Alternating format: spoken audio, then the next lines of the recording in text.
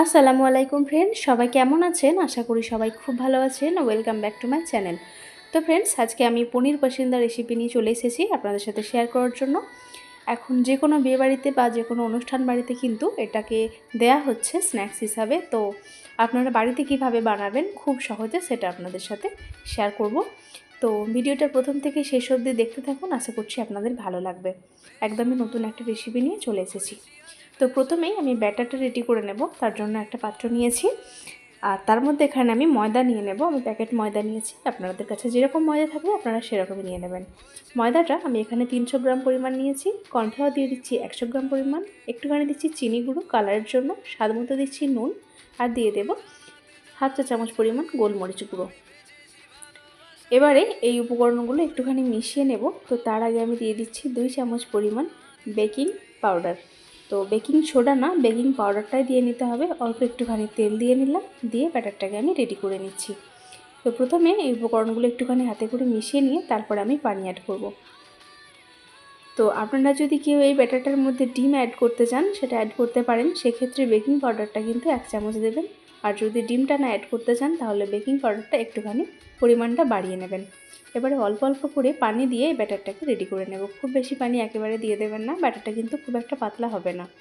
ব্যাটারটা দেখে আপনারা বুঝতে পারবেন যে ঘনত্বটা বা এই টেক্সচারটা ঠিক কীরকম থাকবে, একটুখানি দেখে বুঝতে পারবেন। তো এটাকে প্রায় মিনিট 5 মতো এভাবে ফেটিয়ে নিতে হবে, তাহলে কিন্তু পনির পাসিন্দাগুলো খুব ভালো হয়। তো আমি প্রায় অনেকক্ষণ ধরে এটাকে ফেটিয়ে নিয়েছি। এখন এটাকে রেস্টে রেখে দেব প্রায় 15 থেকে 20 মিনিট মতো।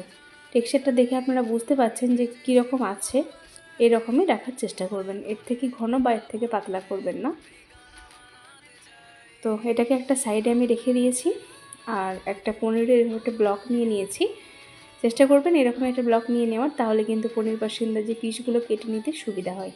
তো যদি ফ্রিজে থেকে থাকে পনিরটা, তাহলে কিন্তু অনেকক্ষণ আগে একটু বার করে নেবেন যাতে রুম টেম্পারেচারে চলে আসে, তাহলে কিন্তু পনিরটা কেটে নিতে সুবিধা হয়। তো আমি প্রায় ফ্রিজ থেকে 2 ঘন্টা আগে বার করেছি, তাও একটুখানি বরফ মতো রয়ে গেছিলো নিচের দিকটা, বুঝতে পারবেন সেই জায়গাটা কিন্তু একটুখানি গুঁড়ো গুঁড়ো টাইপ লাগছে, কাটতে একটুখানি অসুবিধা হয়েছিল। তো আপনারা সেক্ষেত্রে নর্মাল টেম্পারেচারে একটুখানি করে নেবেন। তো প্রথমে আমি সবগুলো কেটে নিচ্ছি, তারপরে এইগুলো আবারও মাঝখান থেকে একটুখানি কেটে নেব।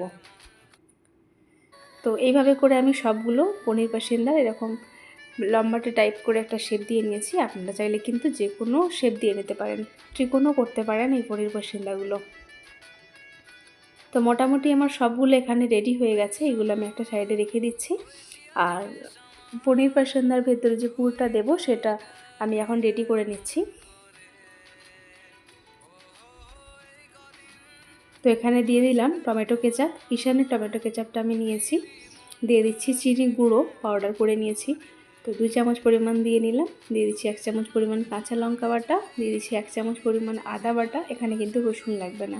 স্বাদ মতো নুন, আর একটুখানি চটপটা করার জন্য দিয়ে নিচ্ছি এখানে বিট নুন 1 চামচ পরিমাণ, আর চাট মশলা 1 চামচ পরিমাণ। গুঁড়ো মশলায় দিয়ে দিচ্ছি এখানে গরম মশলা গুঁড়ো। সব রকমের গরম মশলাকে একটুখানি ভেজে নিয়ে গুঁড়ো করে নেবেন। কালারের জন্য দিয়ে নিলাম একটুখানি কাশ্মীরি লঙ্কার গুঁড়ো, আর ফ্লেভারের জন্য দিচ্ছি ধনেপাতা কুচি। যদি আপনাদের কাছে পুদিনা পাতা থেকে থাকে সেটাও কিন্তু আপনারা কুচি করে দিয়ে নিতে পারেন। তো আমার কাছে ছিল না, শুধুমাত্র ধনেপাতাটাই আমি দিয়ে নিয়েছি। এবার এই বাইন্ডিংয়ের জন্য আমি দিয়ে দিচ্ছি চা চামচের 2 চামচ পরিমাণ বেসন। আর আপনাদের কাছে যদি ব্রেড ক্রাম্বস থেকে থাকে আপনারা সেটা দিতে পারেন। তো আমার কাছে ব্রেড ক্রাম্বসও ছিল না, আমি সিম্পলি একটা দেওয়ার জন্য আমি এখানে বিস্কুটের গুঁড়ো অ্যাড করে নিয়েছি। তো 3 থেকে 4 চামচ মতো দিয়ে নিচ্ছি, আর তারপরে ভালো মতো এটাকে মিশিয়ে নিতে হবে। সব শেষে আমি যে উপকরণটা অ্যাড করছি সেটা হচ্ছে চিলি সস। কাঁচা লঙ্কার সসটা আমি অ্যাড করে নিয়েছি, এতে কিন্তু ফ্লেভারটা খুব সুন্দর আছে, দারুণ একটা ঝাল ঝাল ব্যাপার আসে। তো ভালো মতো ওটাকে মেখে নিয়েছি। এখন আমি পনিরের ভেতর এই স্টাফিংটা দিয়ে নেব, আর সুন্দর মতো এগুলোকে একটুখানি রেডি করে নেব। তো আপনারা পরিমাণটা একটুখানি খেয়াল রাখবেন। 10টা পনির পাসিন্দা বানানোর জন্য কিন্তু একদম পারফেক্ট 10 থেকে 12টা মতো পনির পাসিন্দা হবে এই যে স্টাফিংটা বানিয়েছি সেটা। তো একটা স্পুনের সাহায্যে আমি ভেতরে এভাবে দিয়ে দিচ্ছি। আপনাদের কাছে স্প্যাচুলা থাকলে সেটাতেও করে নিতে পারেন, স্পুনেতেও করে নিতে পারেন। দেখুন একটার উপরে আরেকটা এইভাবে দিয়ে নিলেই সুন্দর মতো রেডি হয়ে যাবে। এখন এগুলোকে সবগুলো এইভাবেই আমি রেডি করে নেব। পরে এইগুলোকে আমি ব্যাটারে দিয়ে তেলেতে ভেজে নেব সুন্দর মতো। তো মোটামুটি আমার এখানে প্রায় সবগুলোই রেডি হয়ে গেছে। এখন শুধু ফ্রাই করে নেওয়ার পালা। তো একটা কড়াই ভালো মতো গরম করে নিয়ে তার মধ্যে আমি এখানে সাদা তেল নিয়ে নিচ্ছি। তেলের পরিমাণটা একটুখানি বেশি রাখবেন। তো পনিরগুলো কেটে নেওয়ার সময় অবশ্যই একটা জিনিস খেয়াল রাখবেন, যাতে পনিরগুলো একটু পাতলা পাতলা করে কেটে নেওয়া যায়। বেশি মোটা রাখলে কিন্তু সেক্ষেত্রে প্রচুর ভারী হয়ে যায়, আর খুব বেশি পাতলা হলেও কিন্তু এই ব্যাটারে ডুবিয়ে তোলার সময় ভেঙে যায়। তাই চেষ্টা করবেন মিডিয়াম মতো একটা কেটে নেওয়ার। তো খুব বেশি পাতলাও না আবার খুব বেশি মোটাও না। ব্যাটারে দিয়ে আমি এই পনির পাসিন্দাগুলো ভেজে নেব। তো ফ্লেমটা কিন্তু এখন আমি হাইতেই রেখেছি। আপনারা দেখে বুঝতে পারবেন। পনির পাসিন্দাটা তেলের মধ্যে দেওয়ার 1-1.5 মিনিট পরে উল্টে নেবেন। সঙ্গে সঙ্গে উল্টাতে যাবেন না, তাহলে কিন্তু ভেঙে যাওয়ার চান্স বেশি। তো দেখুন এখন একটা পনির পাসিন্দা আমার হয়ে গেছে, সুন্দর একটা কালার চলে এসেছে, আর ভেতর থেকেও কিন্তু খুব সুন্দর হয়ে গেছে। তো এইভাবেই কিন্তু পনির পাসিন্দাগুলো আমি সবগুলো করে নিয়েছি। আপনারা চাইলে কিন্তু এই অবস্থাতে যতগুলো ভেজে খেতে চান ততগুলোই ভেজে নিতে পারেন, আর চাইলে আপনারা রেডি করে নিয়ে স্টাফিংটা দেওয়ার পরে ফ্রিজে করে নিতে পারেন। অবশ্যই ফ্রাই করার আগে যখন ইচ্ছা বার করে আবার ফ্রাই করে নিতে পারেন। তো আপনারা দেখতে পেলেন কত সহজেই পনির পাসিন্দা বানানো যায়, আর এই রেসিপিটা কিন্তু উপর থেকে খুবই মুচমুচে থাকে আর দারুণ খেতে হয়। তো এই ছিল আমার আজকের রেসিপি পনির পাসিন্দা। কেমন লাগলো আপনাদের কাছে? যদি ভালো লেগে থাকে অবশ্যই একটা লাইক কমেন্ট শেয়ার করে দেবেন। চেষ্টা করবেন সবার সাথেই শেয়ার করে নেওয়ার।